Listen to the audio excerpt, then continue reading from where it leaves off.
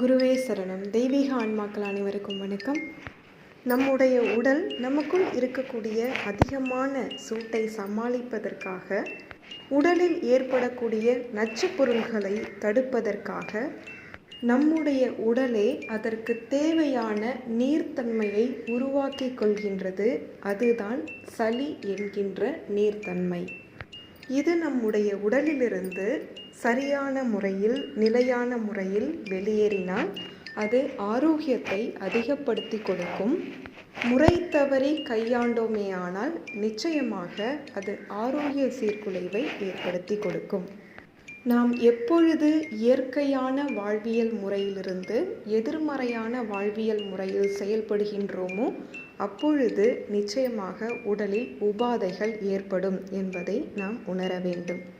நம் உடலில் உண்டாகக்கூடிய சளி என்கின்ற ஒரு வகையான நீர்த்தன்மை இயல்பாக வெளியேறக்கூடிய நிலையை தடுத்து நிறுத்தினாலோ அல்லது அவ்வாறு வெளியேறக்கூடிய நீர்த்தன்மையை கட்டுப்படுத்துவதன் மூலமாகவும் நிச்சயமாக நம் உடலில் பாதிப்புகள் ஏற்படும். இப்பொழுது அப்படி செய்வதனால் என்ன நடக்கும் என்று நாம் சிந்தித்து பார்த்தால், நிச்சயமாக நீர்த்தன்மையில் இருக்கக்கூடிய சளி கட்டிப்பட்டு விடுகின்றது என்பதை புரிந்து கொள்ள வேண்டும். அவ்வாறு கட்டிப்பட்டு விடக்கூடிய அந்த சளி வெளியேறுவதற்காக உடல் தன்னைத்தானே போராடுகின்றது. அப்படி போராடும் பொழுது நடக்கக்கூடிய சம்பவங்களும் உடலில் ஏற்படக்கூடிய மாற்றங்களும் தான் தும்பல், இரும்பல், வறட்டு இரும்பல், இப்படியான விளைவுகள் என்பதை நாம் புரிந்து கொள்ள வேண்டும். பெரும்பாலும் மருந்துகள் என்பது நம் உடலில் ஏற்படக்கூடிய இயற்கையான மாற்றங்களை தடுத்து நிறுத்தக்கூடியதாக இருக்கின்றது. உடலில் இயற்கையாக நடக்கக்கூடிய மாற்றங்கள் சரியான முறையில் நடந்தால் மாத்திரம்தான் உடல் ஆரோக்கியமாக இருக்கும் என்பதை நாம் புரிந்து கொள்ள வேண்டும். மருந்து மாத்திரைகள் மூலமாக நாம் நிச்சயமாக சளிக்கழிவை தடுத்து நிறுத்தினோமேயானால் உடல் அதிகமாக சூடு ஏற்பட்டு சளி மேலும் அதிகரிப்பதற்கான வாய்ப்புகள் அதிகமாகவே இருக்கின்றது.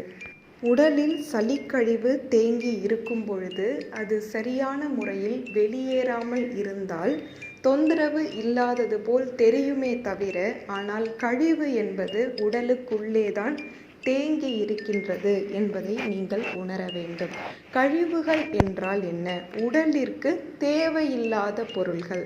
அந்த தேவையில்லாத பொருள்கள் உடலில் இருக்குமேயானால் நிச்சயமாக பாதிப்புகள் மிக அதிகமாக ஏற்படும் என்பது நிதர்சனமான உண்மை. சளித்தன்மை உடலிலிருந்து வெளியேற ஆரம்பிக்கும் பொழுது நிச்சயமாக குறைந்தபட்சம் அல்லது ஒரு அதிகபட்சம் 1 வாரத்திற்கு அந்த சளித்தன்மை வெளியேறிக்கொண்டே இருக்கும். அப்பொழுது நாம் என்ன செய்ய வேண்டும்? இயற்கையான முறையை கடைபிடிக்க வேண்டும். அப்படி கடைபிடிக்கும் பொழுது நமக்கு 100% சளிக்கழிவு முழுமையாக உடலை விட்டு வெளியேறி ஆரோக்கியம் என்பதே இருக்கும். சளி முதலில் ஆரம்பிக்கும் பொழுது நீங்கள் செய்ய வேண்டியது சளிக்கழிவை சிந்தி வெளியேற்ற வேண்டும். அப்படி சிந்தி வெளியேற்றுவதன் மூலமாக கழிவுகள் முழுமையாக உடலை விட்டு வெளியேறும்.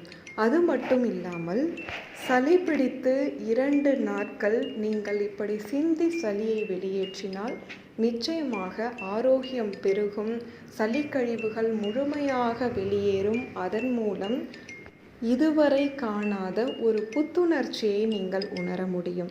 இத்தனை நாட்கள் நமக்கு சளி பிடிச்சிருந்தாலும் நாம் இப்படி இயற்கையான முறைகளில் சளி கழிவை வெளியேற்றும் பொழுதோ அல்லது உடலில் இருக்கக்கூடிய மற்ற கழிவுகளை வெளியேற்றும் பொழுதோ நமக்கு மிக அதிகப்படியான ஆற்றல் பெருகும். முழுமையாகவும் கழிவுகள் வெளியேறும் என்பதை நீங்களாகவே உணர முடியும். சளி பிடித்து தொண்டை பகுதியில் வலிகள் ஏற்படும் பொழுதோ அல்லது புண்கள் ஏற்படும் பொழுதோ வெந்நீரில் கல் உப்பு கலந்து அந்த உப்பு நன்றாக கரைந்தவுடன் அந்த வெந்நீரில் வாய் கொப்பளிப்பது என்பது உங்களுக்கு தொண்டையில் ஏற்படக்கூடிய புண்களையும் எரிச்சலையும் கட்டுப்படுத்தும். சளி பிடித்து முதல் 2 நாட்களுக்கு பிறகு, அதாவது நீங்கள் சளியை நன்கு சிந்தி வெளியேற்றி கொண்டிருக்கும் பொழுது 3வது நாள் ஒரு வெற்றிலையோடு 3 மிளகு சேர்த்து வெறும் வயிற்றில் நீங்கள் மென்று சாப்பிடுவதன் மூலமாக சளி கழிவுகள் என்பது முழுமையாக உடலை விட்டு வெளியேறும். அது நல்லதோர் மருந்தாகவும் செயல்படும். இப்படி இயற்கையில் சளி கழிவுகளை வெளியேற்ற பல தீர்வுகள் நம் முன்னோர்கள் நமக்கு கொடுத்துவிட்டு சென்றிருக்கின்றார்கள். ஆனால் சளி பிடித்தாலும் இயற்கையான தீர்வை கூட முதல் 2 நாட்களுக்கு பிறகுதான் எடுக்க வேண்டும் என்பதை நீங்கள் புரிந்து கொள்ளுங்கள். அதுவரை சளியை சிந்தி வெளியேற்றுவதுதான் நிச்சயமாக சரியான தீர்வாக இருக்கும். 2 நாட்களுக்கு பிறகு நீங்கள் தாராளமாக இயற்கை மருந்துகளை எடுத்துக்கொள்ளலாம். ஆரோக்கியம் இனி உங்களின் வசம். குருவே சரணம். வணக்கம்.